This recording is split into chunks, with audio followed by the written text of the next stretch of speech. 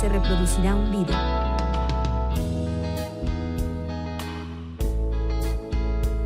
Bienvenidos al taller sobre habilidades para la vida. Aprendiendo sobre comunicación asertiva. Gracias por conectarte y ser parte de Pilares.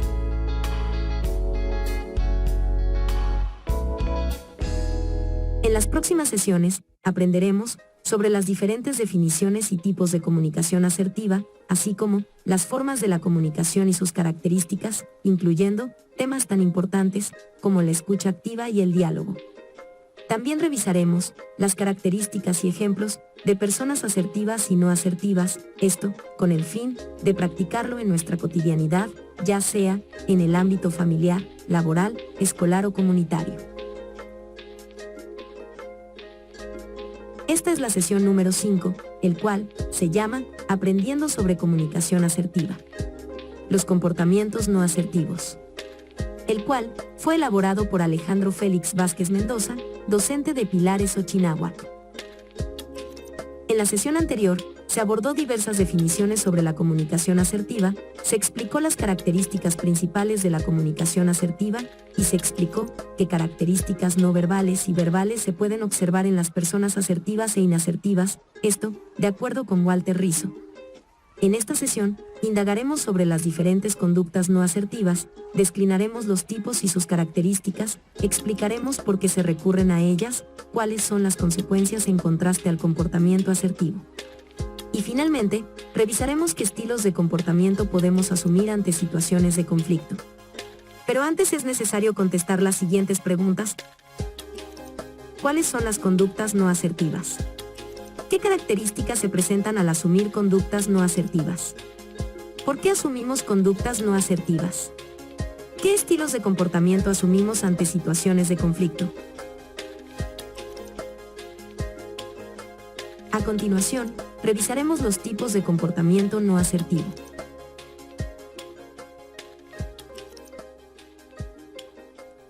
Las conductas que presentan las personas no asertivas se pueden resumir en la conducta agresiva o lucha, la conducta manipulativa y la conducta pasiva o de huida.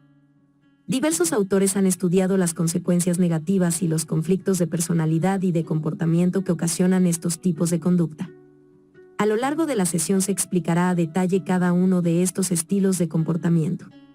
A continuación, se explicará en qué consiste la conducta pasiva y la conducta agresiva. La conducta pasiva y la conducta pasiva. La conducta pasiva. De acuerdo con los psicólogos Well y Muñoz, existe una relación entre la conducta pasiva y la manifestación de los sentimientos de culpabilidad, ansiedad y, sobre todo, la presencia de baja autoestima. Las personas que presentan una conducta pasiva siempre tienen temor de molestar a las demás, tienen dificultad para afrontar una negativa o un rechazo y sufren de un sentimiento de inferioridad. La conducta agresiva. Por otra parte, en la conducta agresiva, las consecuencias a corto plazo pueden parecer favorables, dado que, en la mayoría de las ocasiones, las personas consiguen de forma agresiva o violenta sus propósitos y consiguen manifestar sus pensamientos y sentimientos. No obstante, esta conducta anula el derecho de las otras personas, lo cual implica que se genere el odio y el resentimiento. De esta forma, a largo plazo, el comportamiento agresivo provoca que las personas eviten la relación interpersonal con el agresor o la agresora. A continuación, explicaremos el por qué las personas adoptan conductas pasivas y agresivas. ¿Por qué asumimos conductas no asertivas? Como se ha mencionado, la asertividad implica sinceridad y respeto por los propios derechos, pero también por los de las demás personas. Cuando no existe asertividad, generalmente se recurre a la manipulación. Cuando la persona no desea o tiene temor de manifestarse y hacerse valer, generalmente trama algo para conseguir lo que desea. Esta actitud se puede convertir en algo muy perjudicial, pues la persona puede ver a las demás solo como seres a quienes debe vencer o superar con conductas como la burla, la mentira o el ingenio. Estas conductas no asertivas se pueden manifestar o expresar de distintas maneras. A continuación, se mencionarán ejemplos de conductas basadas en la manipulación. Las conductas de manipulación. Existen diversas formas de manipular a otras personas. Los autores Neidaret, Weinstein y Canley identifican algunas de estas conductas manipulativas, entre ellas se destacan la agresividad o intimidación, el desvalimiento, la culpabilidad, la crítica, el ridículo y dudar de los motivos. A continuación, se explica cada una de estas conductas. La agresividad o intimidación. Probablemente la forma más común de falsa asertividad es la agresividad, la cual, con frecuencia solo constituye una fachada tras de la cual se oculta una debilidad interior en vez de una fortaleza. La asertividad y la agresividad son comportamientos que pertenecen a categorías distintas, de forma que una persona que se hace más asertiva no tiene justificación para hacerse más agresiva. La mayoría de las veces, la conducta agresiva o de intimidación no es necesaria, por cuanto generalmente una comunicación clara y sincera de las necesidades o deseos de la persona tiene probabilidades de merecer el respeto de las otras y de permitirle lograr lo que quiere. El desvalimiento o conducta pasiva. Es la conducta contraria a la agresividad. En lugar de provocar temor mediante una conducta agresiva y amenazas violentas, la persona con un comportamiento desvalido toca la sensibilidad de otras personas, su buena voluntad, simpatía o piedad. Ciertas personas consideran que, por su edad, condición o estatus social, deben ser acreedoras de mayor respeto o de que se les brinden atenciones y servicios fuera de lo acostumbrado. Otras tienen temor de causar molestias y solo solicitan ayuda de forma indirecta. Independientemente del motivo, estas personas, en lugar de pedir lo que desean o necesitan, de manera directa y clara, han aprendido a emplear pequeñas y frecuentes llamadas de atención. Algunas frases que suelen mencionar son: ayúdeme o yo no puedo. El problema es que esta manera de actuar termina por disminuir o anular la autoestima de estas personas.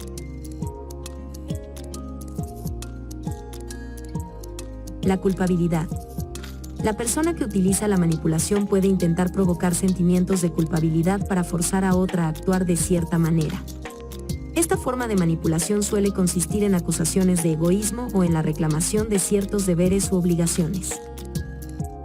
Por ejemplo, una persona puede reiterar una y otra vez que ella le ayudó en cierta ocasión a otra y que, por lo tanto, ésta está en la obligación de ayudarla a su vez. Esto no es cierto, por cuanto un favor puede inducir a hacer otro favor en compensación, pero en realidad no existe ninguna obligación de devolver favores. La crítica. Otra forma de manipulación es criticar la conducta de otra persona. En estas situaciones, el propósito que se persigue con la crítica es poner a la otra persona a la defensiva, evitando que continúe centrando su atención en la persona que hace la crítica. Muy pocas veces, se trata en realidad de ofrecer un consejo u opinión constructiva. Por otra parte, se sugiere ser cautos al juzgar las críticas que se reciben, ya que en algunas ocasiones puede tratarse de una afirmación sincera y asumir una conducta defensiva puede ser indicio de falta de confianza de la persona en sí misma. De manera que, se debe prestar atención a todas las críticas que se reciban, para determinar si existe algún argumento verdadero que convenga adoptar para provecho propio. Cuando la persona no tiene deseos de aceptar críticas, así debe manifestarlo e incluso podría indicar que se dejen para otra ocasión más apropiada. El ridículo. Con frecuencia se trata de una crítica no solicitada. Es probable que la persona intente desviar la atención que en ese momento está centrada sobre ella. No obstante, lo más corriente es que se utilice como una forma indirecta de persuadir, a base de avergonzar o poner en ridículo a otra persona para que realice algo que no desea hacer. Por ejemplo, los compañeros que tratan de cobarde a otro que no desea participar en una aventura arriesgada. Dudar de los motivos. La persona que pregunta sobre los motivos de la conducta de otra probablemente quiera criticar su decisión o sus razones, pero no tiene el valor suficiente para expresar la crítica de forma directa. Por otra parte, puede ser que esa persona se sienta con derecho de recibir una explicación y quiere que se le presente alguna excusa o disculpa. A continuación, explicaremos de acuerdo a los expertos qué estilos de comportamiento llevamos a cabo en situaciones de conflicto. ¿Qué estilos de comportamiento asumimos ante situaciones de conflicto? Los seres vivos han generado mecanismos para afrontar situaciones difíciles. Los seres humanos, por su parte, hemos desarrollado formas particulares que podemos asumir ante dificultades y conflictos en nuestra vida diaria, siendo la conducta de huir, de luchar y de razonar. El mecanismo de huida están basados en escapar de la situación, no afrontarla, evadirla o esconderse. Como consecuencia de este mecanismo de huida, produce una sensación de malestar y frustración. El mecanismo de lucha implica emplear la violencia, sea física, verbal o ambas, y provoca sentimientos tales como el rencor y el resentimiento. Contrario a las anteriores, el mecanismo basado en hacer uso de la razón significa emplear el lenguaje, el sentido común y la capacidad de llegar a acuerdos para resolver situaciones de conflicto. El resultado es bienestar y una autoestima que no se perjudica. Estos tres mecanismos de defensa que buscan sobrellevar los conflictos pueden vincularse o relacionarse con los estilos de comportamiento. Los autores Well y Muñoz 2000 relacionan al instinto de huir con el comportamiento sumiso. El instinto de lucha, entonces, correspondería al comportamiento agresivo y el mecanismo de usar la razón corresponde al comportamiento asertivo. Entonces, la conducta agresiva implica la defensa de los derechos personales y la expresión de pensamientos, sentimientos y opiniones de manera inapropiada y violando los derechos de las demás personas. La conducta pasiva, por otra parte, va en contra de los propios derechos porque la persona no es capaz de manifestar sus sentimientos y opiniones y permite a la vez que las demás la pisoteen. Por su parte, el psicólogo en educación, John William Santrock, se refiere a 4 estilos principales que las personas suelen adoptar a la hora de enfrentar situaciones de conflicto en su vida. El agresivo, el manipulativo, el pasivo y el asertivo. Las personas que utilizan un estilo agresivo son rudas con otras, exigen, son groseras y se comportan de manera hostil. Las personas que usan un estilo manipulativo intentan obtener lo que desean haciendo sentir a otras culpables o afligidas por ellas. En vez de asumir la responsabilidad para satisfacer sus propias necesidades, desempeñan el papel de víctimas o mártires para lograr que otras personas hagan las cosas para ellas. Las personas que emplean el estilo pasivo son no asertivas y sumisas. Estas permiten que otras sean rudas con ellas, no expresan sus sentimientos y no permiten que otras conozcan lo que desean. En contraste con la anterior, las personas que utilizan un estilo asertivo, expresan sus sentimientos, piden lo que quieren y dicen no a lo que no quieren. Cuando las personas actúan de esta manera, lo hacen en su propio interés.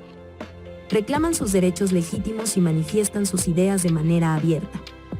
Además, insisten en que el comportamiento inadecuado se corrija y no permiten ser agredidas o manipuladas. Por tal motivo, la asertividad permite establecer relaciones positivas y constructivas. Con lo anterior, damos por terminado esta sesión, en donde aprendimos los diferentes tipos de conductas no asertivas, describimos sus características, explicamos por qué se recurren a ellas, cuáles son las consecuencias en contraste al comportamiento asertivo. Y revisaremos qué estilos de comportamiento solemos asumir ante situaciones de conflicto.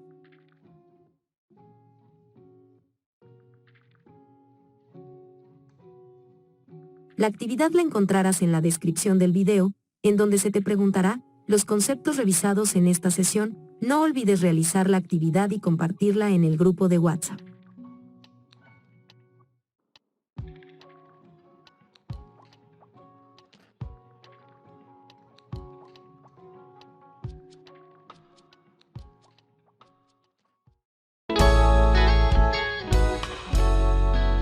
Gracias por ver el capítulo de hoy. Si tienes alguna duda o aclaración, por favor házmelo saber en la caja de comentarios. Síguenos en nuestras redes sociales en Facebook y YouTube, comparte nuestro contenido. Mi nombre es Alejandro Vázquez, docente en Pilares. Nos vemos, hasta la próxima.